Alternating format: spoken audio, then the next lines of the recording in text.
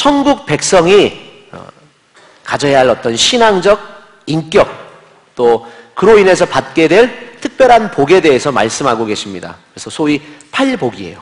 예수님이 이 말씀을 산상수훈이라고 하는 정말 주옥 같은 말씀, 예수님의 어떤 설교의 엑기스라고 하는 이 말씀에서 가장 먼저 말씀하고 계셔요. 우리가 우리 신앙 인격 가운데, 우리의 삶의 인격 가운데 가져야 할 이 마음가짐이 바로 팔복에 다 담겨 있습니다. 그리고 연이어서 13절에서 16절에서는 자, 그와 같은 특별한 은혜를 받은 천국 백성들이 마땅히 받은 바 은혜를 품고 이 땅에서 어떠한 삶을 살아야 할 것인지를 천명하고 계세요. 아주 간단하고 심플하게 말씀하십니다. 비유로. 너희는 세상의 빛이다. 너희는 세상의 소금이다. 우리가 이미 너무나도 잘 알고 있는 말씀이지만 과연 우리가 세상의 소금으로, 세상의 빛으로 살고 있는지 자문해 봐야 할 것입니다. 그리고 오늘 본문의 말씀이 이어지고 있습니다.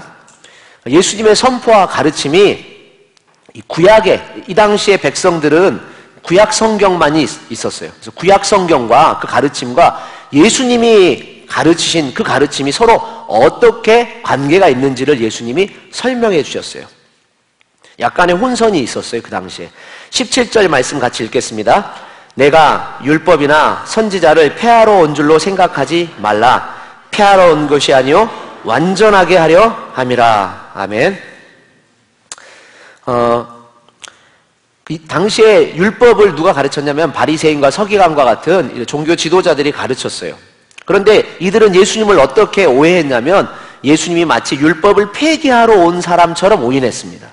왜냐하면 예수님이 안식일에 원래 안식해야 되거든요. 지금도 이스라엘에 가면 안식일에는 일하지 않기 위해서 심지어 우리가 많이 듣는 얘기, 엘리베이터도요, 안식일 전용 엘리베이터가 있어요. 그래서 안식일을 지키는 유대인들은 그 엘리베이터에 타면 버튼이 없어요. 30층 건물이면 30층마다 다 서요. 내려올 때도 30층부터 몇 층마다 다 그냥 자동으로 열려요. 왜요? 안식일에 쉬기 위해서요. 근데 예수님이 안식일에 오셔가지고 그 당시에 일을 하고 다녔어요.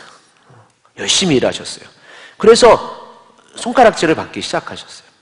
그리고 유대인들은요, 이 정결 예법이 굉장히 엄격합니다. 근데 예수님과 그의 제자들은 안식일에 손을 씻지 않고 음식을 먹는 거예요. 그러니까 이것도 놀라운 일이에요. 그래서 예수님과 그를 따르는 무리들을 향해서 율법을 폐기하러 온 자들이라 이렇게 비난했던 것입니다. 왜 그러냐면, 왜 이런 오해가 있었냐면 이 바리새인과 서기관들은 율법의 그 근본적인 의미가 무엇인지 모른 채로 율법이라고 하는 그 규정된 그 드러난 법만을 지키려고 했던 사람들이에요. 그러니까 예수님의 그 모습들이 이해되지 못했던 것입니다. 오늘 그것을 설명드릴 것입니다. 자, 율법과 소위 복음, 또 율법과 예수님, 과연 어떤 관계가 있는 것입니까? 이것은 당시에도 바리새인과 서기관들이 헷갈려 했는데 오늘날에도 많은 성도들이 헷갈려 합니다.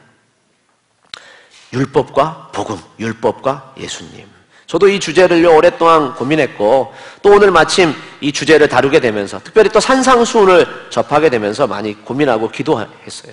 그리고 오늘 이 말씀을 전하는 것이 정말로 하나님 뜻에 합당한 말씀의 선포가 되기를 이제 간절한 마음으로 준비하고 기도했습니다.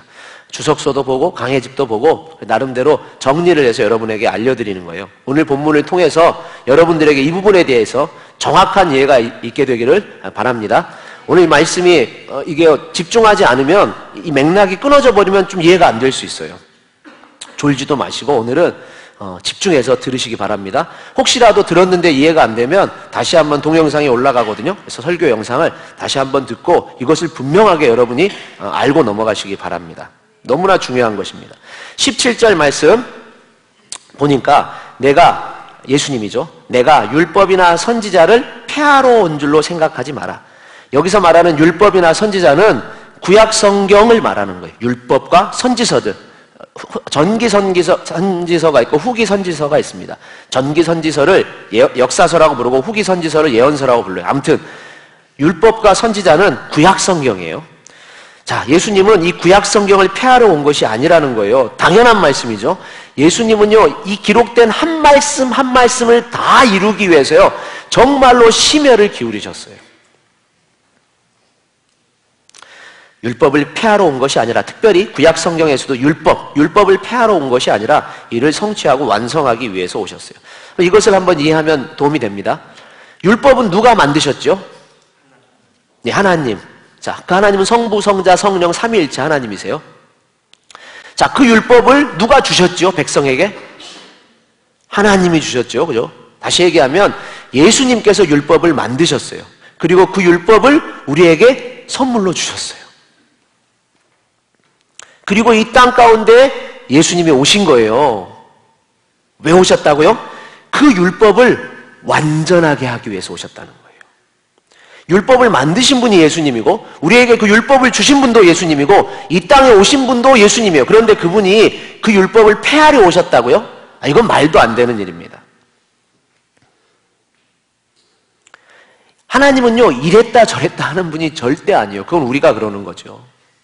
하나님은요, 단 한 말씀도 시건하지 않아요. 실수하지 않습니다. 반드시 선포된 그 말씀을 다 이루세요. 정확하게 이루십니다. 기억하십시오. 우리 예수님은요, 율법의 제정자가 되시고 수여자가 되시고 완성자가 되십니다. 근데 문제는요, 예수님을 비난했던 바리새인들에게 있었어요. 정작 이 바리새인과 서기관들은요, 오늘 18절 19절을 같이 읽겠습니다. 진실로 너희에게 이르노니 천지가 없어지기 전에는 율법의 1.1획도 결코 없어지지 아니하고 다 이루리라. 그러므로 누구든지 이 계명 중에 지극히 작은 것 하나라도 버리고 또 그같이 사람을 가르치는 자는 천국에서 지극히 작다 일컬음을 받을 것이요. 율법의 1.1획도 없어지지 않는다고 분명히 말씀하세요. 결코 율법을 폐하러 오신 분이 아니에요. 그러실 수 없어요. 근데 바리새인과 서기관들은 어떻게 했냐면요, 율법 계명이 구약 성경에 631가지가 있어요. 그 계명에 경중을 뒀어요. 어떤 계명은 중요한 계명, 어떤 계명은 사소한 계명. 그래서 작게 보이고 사소하게 느껴지는 계명을 이 사람들이 무시해 버렸어요. 그리고 거기에 머물지 않고요. 그러니까 율법 중에 뭔가를 빼버린 거예요. 그리고 거기에다가 하나님이 주지 않은 계명들을 자신들이 보탰어요. 이것이 소위 장로들의 유전이에요. 구전율법이라고 불려요.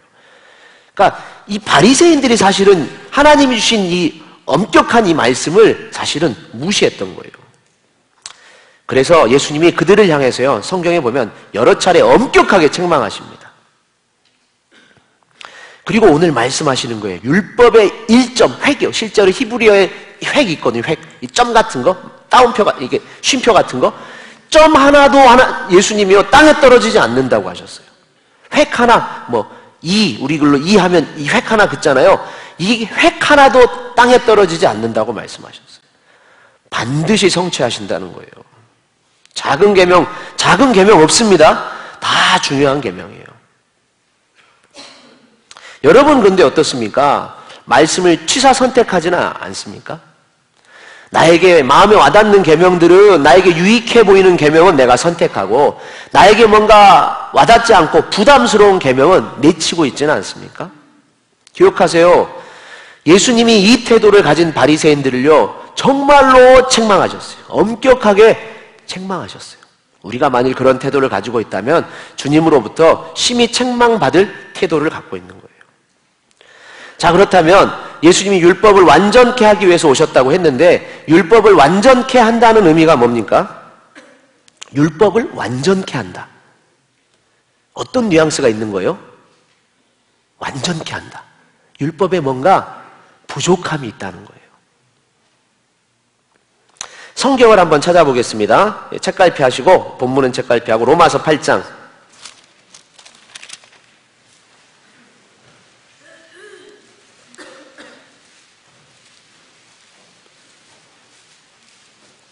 로마서 8장 3절. 후딱후딱 지나가니까요, 정신 차리고 들으세요. 지식을 전달하는 것이 아닙니다. 8장 3절 같이 한번 읽겠습니다. 율법이 육신으로 말미암아 연약하여 할 수 없는 그것을 하나님은 하시나니. 본문을 보세요. 율법이 육신으로 말미암아 연약하여 할 수 없는 것이 있다는 거예요. 율법이 할 수 없는 게 있다는 거예요. 여러분, 율법이 할 수 없는 그것이 뭘까요? 율법이 할 수 없는 게 있어요. 율법은 우리를 의롭게 하지 못합니다.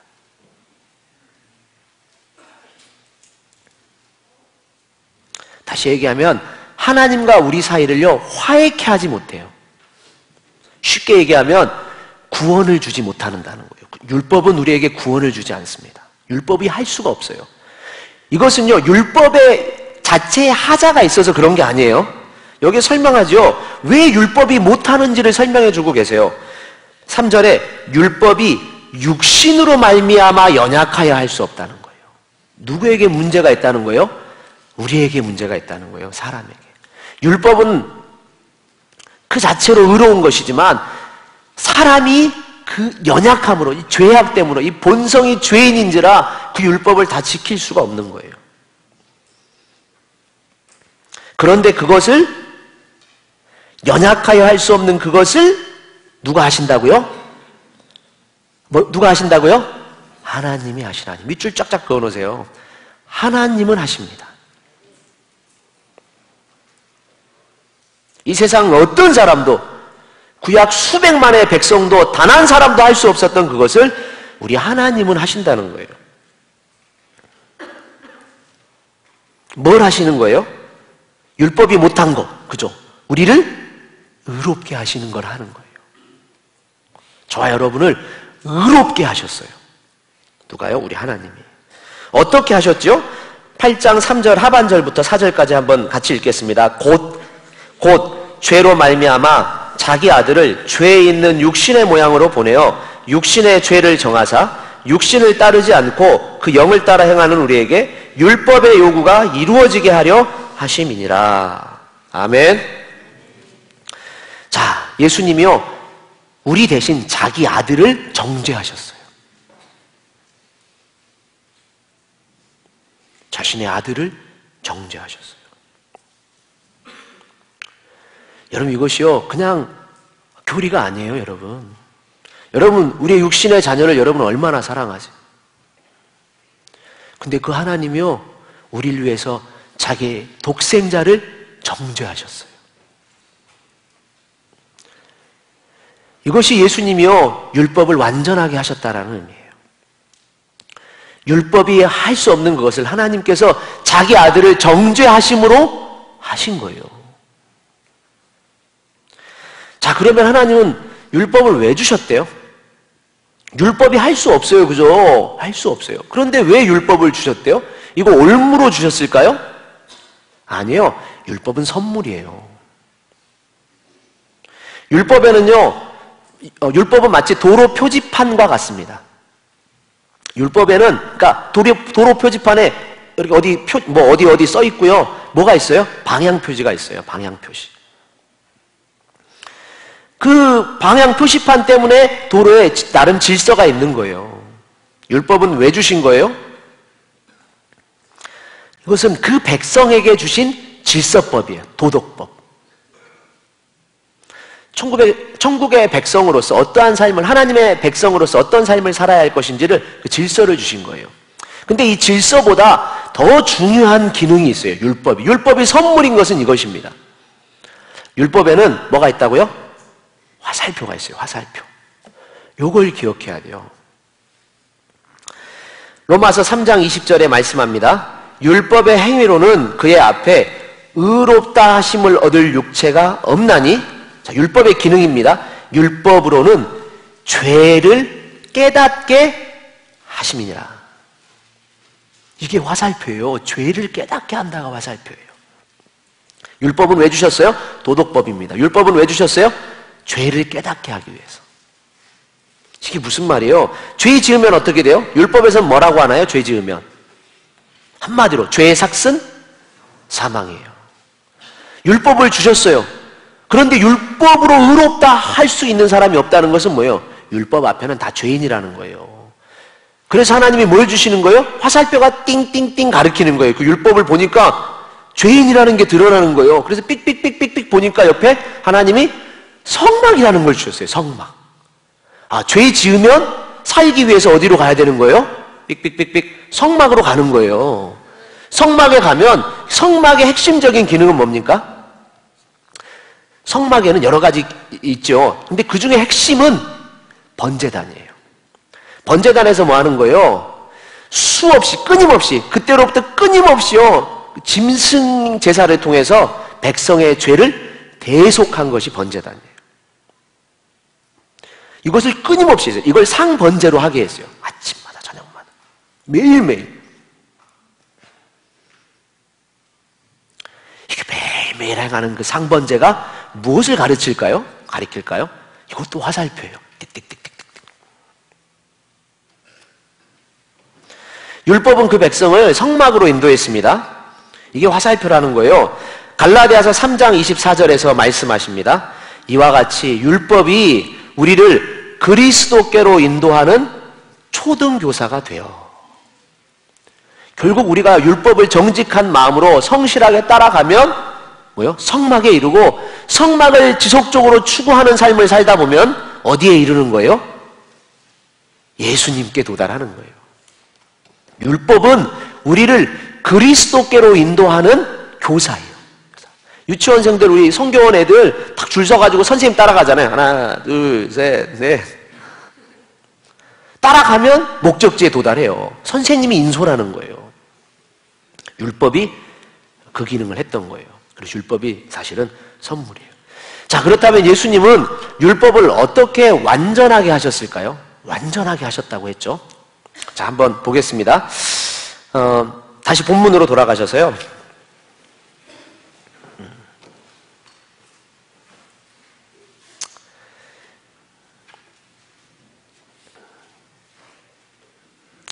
사람의 모습으로 오셔서, 로마서 8장 말씀인데, 사람의 모습으로 오셔서 뭐요? 율법의 요구를 다 이루어 주셨어요. 율법은 누구에게 적용되는 거예요? 사람들에게 적용되는 거예요. 육신 있는 사람들. 그리고 율법은 요구합니다. 사람들에게. 뭘 요구하겠어요?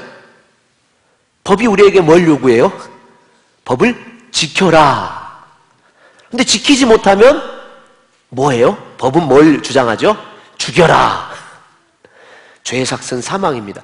율법은 우리에게요, 책임을 요구해요. 처벌을 요구합니다. 근데 그 처벌이 뭐예요? 죽여라예요. 율법은 구약 백성에게 끊임없이 뭘 요구했냐면 죽여라, 죽여라. 하나님 앞에서 그들이요, 정당하게 율법을 가지고 하나님 앞에 죽이십시오, 죽이십시오, 죽이십시오를 외쳤어요. 법대로 하십시오. 그래서 예수님을 통해서 하나님이 어떻게 하신 거예요? 법대로 하신 거예요. 우리에게 그 책임을 묻지 아니하시고 예수님을 통하여 그 책임을 물으신 것입니다. 이렇게 예수님이요, 율법 아래 나셔서 율법의 요구를 다 이루어 주신 거예요. 그것을 통해서 완전하게 하셨어요. 또 무엇을 완전하게 하셨습니까?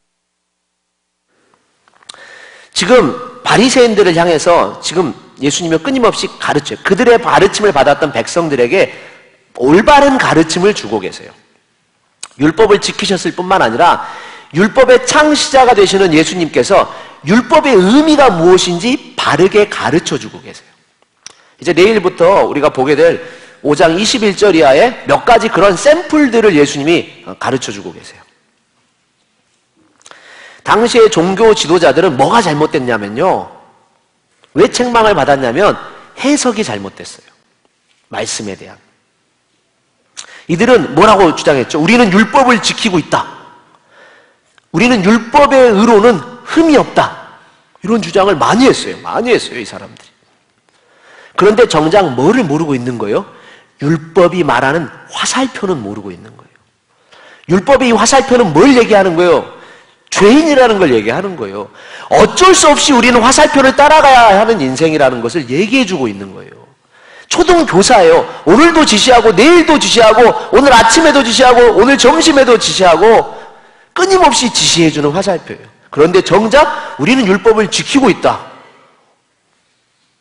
그래서 결국은 뭘 안 받아들였어요? 예수님을 받아들이지 않은 거예요. 이들에게는 복음이 필요가 없었어요.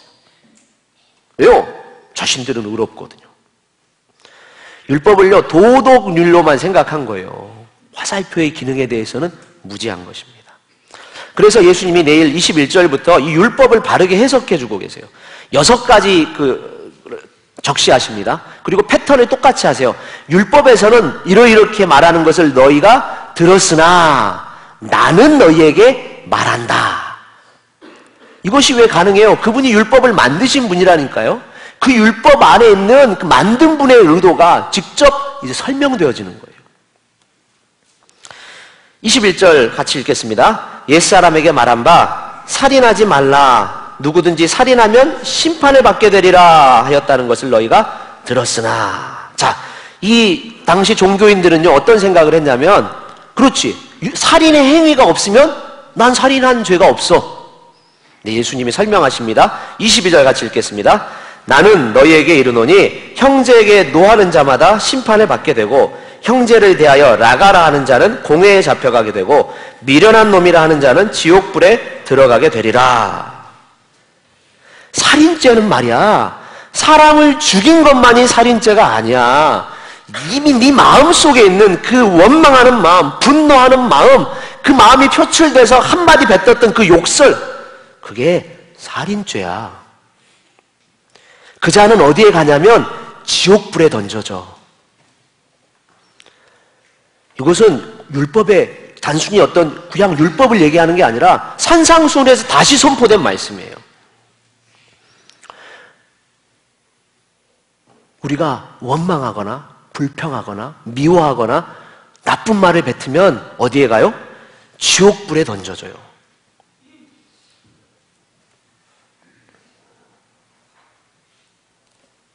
또 두 번째로 얘기하시죠. 예를 또 들으시는 거예요. 27절 같이 읽겠습니다. 또 간음하지 말라 하였다는 것을 너희가 들었으나. 간음의 행위가 없으니까 의롭다고 생각했어. 나는 뭐 자유해. 나는 의로워.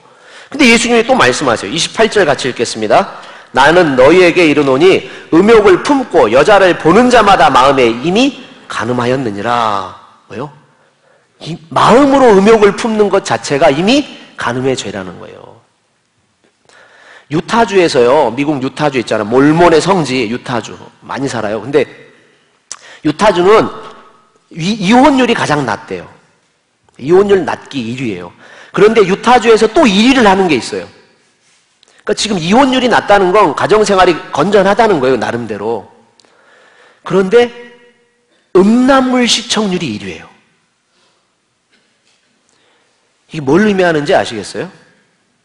외적으로는 이혼율이 낮아요. 그런데 집안에서는 온통 음란물 천국입니다. 음란물.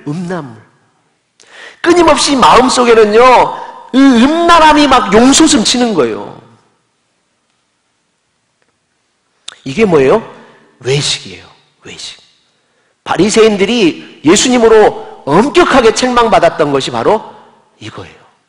우리는 행위적으로 음란을 범하지 않으면 음란하지 않다라고 생각하지만 우리 마음속에 이미 음욕이 부어진 것 자체가 간음한 죄라고 말씀하세요. 그리고 뭐라고 말씀하시냐면 29절에 네 오른 눈이 너로 실족하게 했느냐? 빼버려라. 양쪽 눈이 범죄케 했느냐? 둘 다 뽑아버려라. 오른쪽 손이 너로 범죄케 했느냐? 잘라버려라. 여러분, 예수님이 요구하시는 이 율법의 수준은요, 무슨 율법을 폐기한 분이 아니에요. 율법의 정신은요, 무시무시합니다. 그 율법이 무엇을 얘기해 주는 거예요? 우리의 죄악을 얘기해 주는 거예요. 우리의 죄악. 무엇이 죄인지를 얘기해 주는 거예요. 바리새인과 서기관들의 문제가 뭐였어요? 20절 같이 한번 읽겠습니다. 5장 20절. 내가 너희에게 이르노니 너희 의가 서기관과 바리새인보다 더 낫지 못하면 결코 천국에 들어가지 못하리라. 자, 바리새인과 서기관의 의는 천국에 들어갈 수 있는 의입니까? 이 본문에 보면? 아니요. 이 사람들보다는 나아야 천국에 들어가요. 바리새인과 서기관들은 율법을 엄격하게 지키려고 노력했다니까요. 근데 이 사람들은 싸그리 천국에 들어갈 수 없다는 거예요. 종교적 행위는 엄청났어요. 우리로 치면 매일매일 예배드리고 헌금 생활하고 각종 봉사를 다 했는데 주님은 너희는 천국에 갈 수 없어.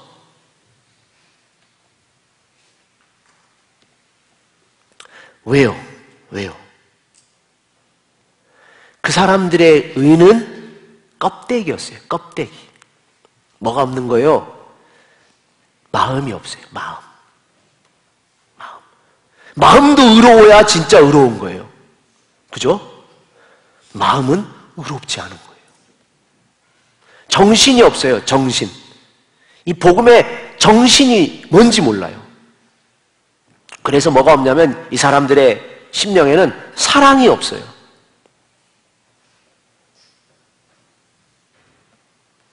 그래서 외식적인 의라고 불러요.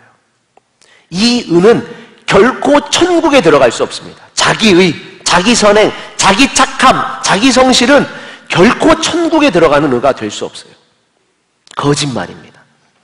거짓된 의예요. 결코 의로울 수 없다는 얘기예요. 그러면서 이 사람들이 뭐라고 주장해요? 나는 율법의 의로는 흠이 없다. 나는 율법의 의로는 깨끗하다라고 주장을 했어요. 끊임없이. 그러면서 로마서 10장 3절에 하나님의 의를 모르고 자기 의를 세우려고 힘써 하나님의 의를 복종하지 아니하는 자들이다. 자기 의를 내세요. 자기 의. 이 거짓 의를 막 내세우면서요. 오히려 하나님이 주신 의, 그 의를 대적합니다. 복종하지 않았어요. 힘써. 우리의 이 거짓된 이 죄악의 의로는 결코 우리를 깨끗하다 할 수 없기 때문에 하나님께서 해주신 의, 우리에게 오신 하나님의 의, 그분이 바로 예수님이세요. 그런데 이 유대인들이요, 자신들의 그 열심으로 예수님을 거부했어요. 여러분, 이 마음 가운데요, 그죠? 나는 깨끗하다, 나는 흠이 없다라고 주장하는 사람들에겐 뭐가 없냐면 심령에 가난함이 없습니다. 나는 깨끗해. 이런 사람들에게는 애통함이 없습니다. 바리새인과 서기관들은 불행한 사람들이었어요. 왜요? 심령의 가난함도 애통함도 없었기 때문입니다. 삶의 자리에서요, 뭔가 실패하고 어렵고 우리의 죄악 속에서요, 신음하고 또 고통스러워하던 사람이 하나님 앞에 와서 웁니다. 자신의 죄악됨 때문에. 우리 주님은 말씀하셨어요. 이 사람이 복받은 사람이야. 심령에 가난한 사람, 애통함이 있는 사람, 이 사람이 진짜 복받은 사람이야. 이 사람은 천국을 얻게 돼. 사도 바울도 그랬잖아요. 그죠? 나는 율법의 의로는 흠이 없는 자다. 나는 그 바리새인 중에서도 바리새인이다. 근데 나중에 이 바리새인이었던 바울이 깨닫게 돼요. 예수님의 말씀을. 발견하게 된 거예요. 뭘요? 마음에 가득 찬 죄악을요. 이게 하나님의 은혜예요. 내 마음에 가득 찬 이 더러운 죄를 진짜 끔찍한 죄로 인식하게 되는 것이 하나님의 은혜입니다. 율법이 그렇게 하기 위해서 주어졌음에도 불구하고 이들은 율법 앞에서 의롭다고 한 거예요. 바울은 순전한 사람이에요. 이 사람 정직하고 순수한 사람입니다. 그래서 하나님의 율법을 지켜보려고 정말 애썼던 사람이에요. 자신의 그런데 마음 가운데 온통 더러운 죄악들이 가득한 걸 보고 이것을 벗어나기 위해서요 몸부림쳤어요. 그런데 결국 어떤 고백을 합니까? 오라, 나는 곤고한 사람이로다. 안 돼요. 안 되는 걸 깨달은 거예요. 아무리 몸부림쳐도 내 마음 안에 있는 이 더러운 것들을 씻어내지 못하는 것을 알게 돼서 너무 괴로운 거예요. 이 사망의 몸에서 누가 나를 건져내 줄까? 그러면서 누구를 찾게 돼요? 예수님을 찾게 된 거예요. 심령의 가난함을 알게 돼서 주님 앞에 애통하게 된 것입니다. 비로소 예수님을 바라보게 된 거예요. 예수 믿는 자들을 박해했던 바울이. 여러분, 의로운 척 하지 마세요. 거룩한 척 하지 마세요. 우리 마음 가운데 있는 그 더러움들이 무엇을 얘기해 주는 것입니까? 의로운 척 하지 말라는 거예요. 거룩한 척 하지 말라는 거예요. 우리 주님이 우리에게 원하시는 건 뭔지 아세요? 거룩한 척, 의로운 척이 아니에요. 우리 주님이 원하시는 것은 심령의 가난함이에요. 애통함입니다. 우리가 8복을요, 8가지 복이 그래도 나름 단계적이거든요. 근데 요것은 하나의 패턴이에요. 하나의 어떤 순환이에요, 순환. 1단계 마치고 2단계 졸업하는 게 아니에요. 우리는 이 단계들을 거치면서 끊임없이 나의 심령의 가난함을 또 발견하는 거예요. 하나님 앞에서는 정말 무능하고 무력한 더러운 존재라는 것을 우리가 끊임없이 발견해요. 그래서 다시 어디로 가는 거예요? 애통함을 가지고 주님 앞으로 가는 거예요. 그래서 그 자들을 향해서 하나님이 복되다라고 하신 거예요. 우리는 예수님 없이는 살 수 없는 존재입니다. 여러분 한번 정리해 볼게요. 여러분 이제 산상수훈, 눈을 뽑아버려라. 네? 간음? 야 그거 손을 잘라버려라. 어떻게 해야 돼요? 농담하시는 거예요? 아니요. 이게 율법의 정신이에요. 이제 우리 어떻게 살아야 되는 거예요? 너희 의가 바리새인과 서기관의 의보다 낫지 아니하면 결코 천국에 들어가지 못한다. 그리고 설명하시는 거예요. 무슨 의미입니까? 바울은 몸부림쳤어요. 이 사실을 알고 몸부림쳤어요. 근데 안 된다는 걸 발견했어요. 여러분, 산상수훈을 지켜서 구원받는 것이 아닙니다. 율법을 지켜서 구원받을 수 없는 것과 똑같은 거예요. 아니, 율법보다 산상수훈의 가르침은 더 무시무시하게 엄격한 거예요. 그런데 산상수훈을 지켜서 구원을 받겠다고요? 그럴 수 없어요. 그럼 우리는 어떻게 해서 구원을 받습니까? 예수님을 따름으로 구원을 받아요. 그래서 복음이에요. 복음. 우리는 할 수 없는 그것을 우리 주님이 해주셨어요. 자신의 아들을 십자가에서 정죄하심으로. 우리는 그분을 이제 따라가기만 하면 돼요. 그래서 예수님이 우리에게 말씀하시기를 내 멍에는 쉽고 내 짐은 가벼워 얘기하신 거예요. 율법은 너무 무겁지 않니? 내 짐은 가벼워. 오해하지 마세요. 그런데 오해하지 마세요. 예수님을 따른다는 것이 뭡니까? 믿는다는 거예요. 그죠? 그분을 믿고 따르는 거예요, 이제.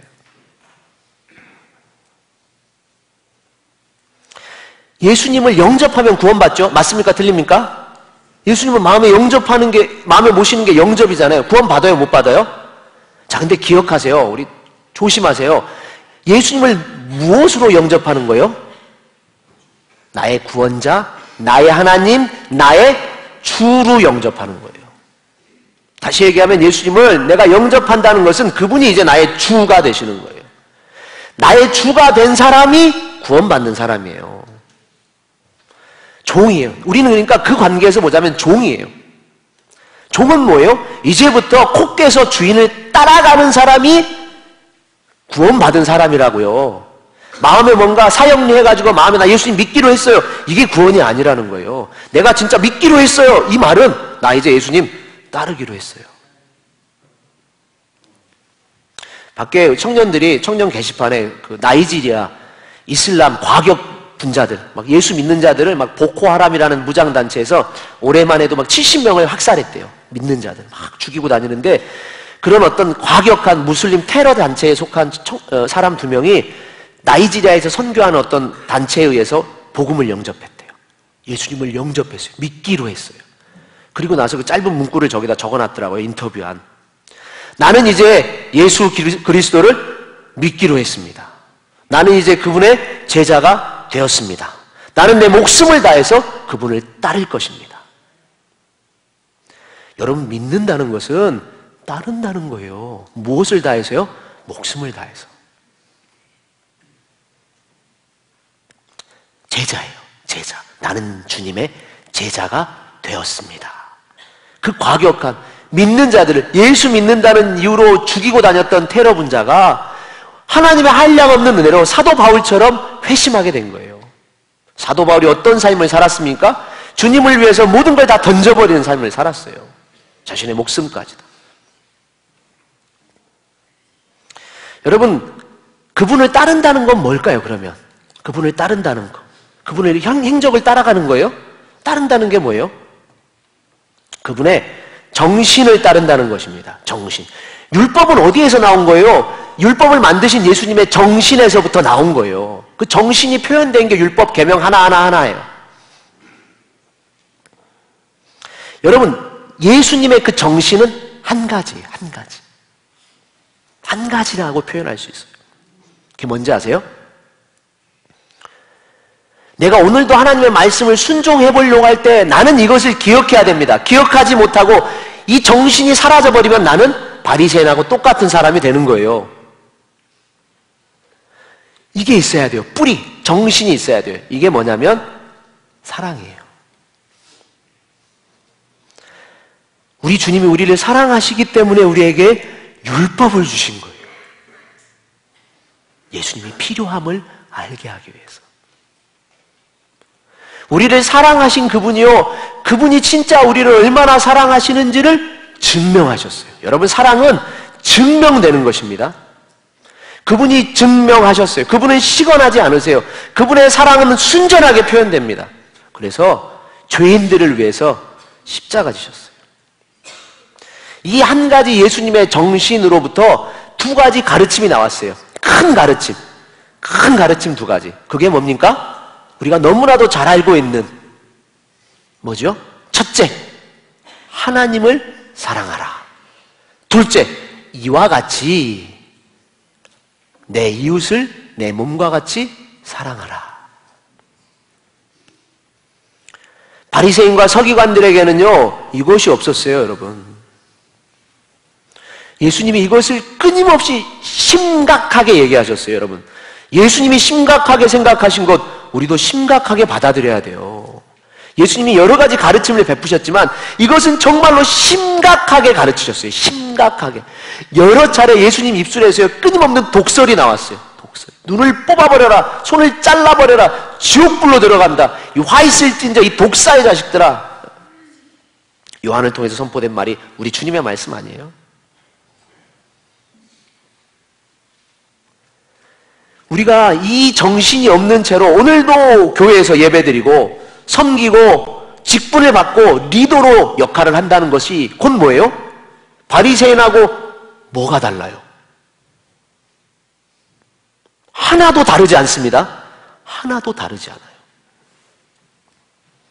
이 정신이요, 이 정신. 하나님을 향한 사랑은 무엇으로 증명되는 거예요? 이웃을 향한 사랑으로 증명되는 거예요. 그것을 요한서신에서 말씀하세요. 하나님을 사랑한다 하면서, 보이지 않는 하나님을 사랑한다고 하면서 눈에 보이는 네 형제를 사랑하지 않는 것은 거짓말이라는 거예요. 그래서 외식이에요. 외식. 거짓말이에요. 휘칠한 무덤이에요. 겉은 아주 화려하게 예쁘게 단장했는데요, 속은 썩어 문드러지고 있어요. 거짓말이에요. 속지 마세요. 나한테 속지 마세요. 여러분한테 속지 마세요. 지금 내가 잘하고 있다고, 내가 의로운 것처럼, 내가 거룩한 것처럼 속지 마세요. 나는 지금 바리새인들을 보면서 안타깝다, 완악한 것들 하지 말라는 거예요. 왜 이 말씀을 끊임없이 얘기하시는 거예요? 우리가 바리새인이라는 거예요.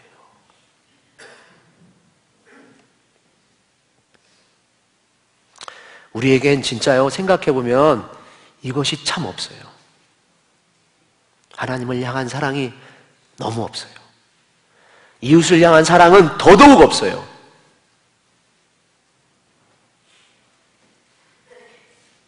주님은 말씀하셨어요. 단호하게 말씀하셨어요. 너희 의가, 이것은 행위적인 의입니다. 너희 의가 바리새인과 서기관보다 낫지 아니하면 결코 천국에 들어갈 수 없다. 기억하셔야 돼요. 우리의 의는 바리새인보다 나은 의가 되어야 하는 것입니다. 오늘 말씀을 정리합니다. 우리에게요, 우리 주님이 말씀하셨어요. 내가 율법이나 선지자를 폐하러 온 줄로 생각하지 마. 폐하러 온 것이 아니라 완전하게 하려 왔다. 그리고 우리에게 그분이 선물처럼 한 의를 주셨어요. 이것은 하나님만이 주시는 의입니다. 그 의가 누구세요? 예수님이세요. 그분이 우리를 위해서 그 아들 되신 그분이 정죄당하심으로 우리를 의롭다 해주신 거예요. 이것은 우리 주님의 사랑과 긍휼에서 나온 거예요. 그리고 말씀하셔요. 내가 너희를 이와 같이 내 아들을 죽여서 내 아들을 정죄해서 아무 죄 없는 내 아들을 죄인이라고 정죄하면서까지 너희를 사랑한 그 사랑을 너희가 기억해라 말씀하시는 거예요. 너희도 이와 같이 네 이웃을 사랑해라. 제발 사랑해라. 여기에서 율법 631가지가 나온 거예요. 바리새인과 서기관은 이 율법 하나, 72번 율법 하나를 지켰느니 못 지켰느니 이걸 어떻게 하느니 씨름하고 있을 때 무엇은 잃어버렸어요? 이웃을 향한 사랑은 잊어버렸어요. 11조 해야 돼 말아야 돼? 이거 가지고 고민하고 있을 때 우리는 11조 했어. 우리는 의로워. 예수님이 책망하셔요. 너희가 11조는 했지만 공의와 하나님을 향한 사랑은 버렸다. 공의가 누구에게 필요한 거예요? 하나님에게 필요한 거예요? 이 땅에 필요한 거예요? 공의는 이 죄악된 땅에 필요한 거예요. 공의를 버렸다는 말은 무슨 말이에요? 이웃을 향한 사랑을 버렸다는 거예요. 하나님을 향한 사랑을 버렸다는 건 뭐예요? 그 문자 그대로예요. 너희가 11조 하는 행위는 있었지만 하나님을 향한 사랑과 이웃을 향한 사랑은 버렸느니라. 너희는 이것도 행하고 저것도 행할 것이니라. 주님이 우리에게 한 의가 되셔서 우리에게 선물처럼 자신의 생명을 주셨어요. 그래서 우리가 그분을 이제는 따라가면 되는 거예요. 주님이 말씀하십니다. 저야 여러분에게 나를 따르는 자가 되라. 하나님 아버지, 오늘 본문을 통하여 우리에게 주신 이 말씀이 하나님 정말로 우리의 남은 신앙 생활 가운데 하나님 보배와 같은 반석이 되게 하여 주시옵소서. 예수님의 이름으로 기도합니다. 다 함께 자리에서 일어나셔서 함께 찬양하겠습니다.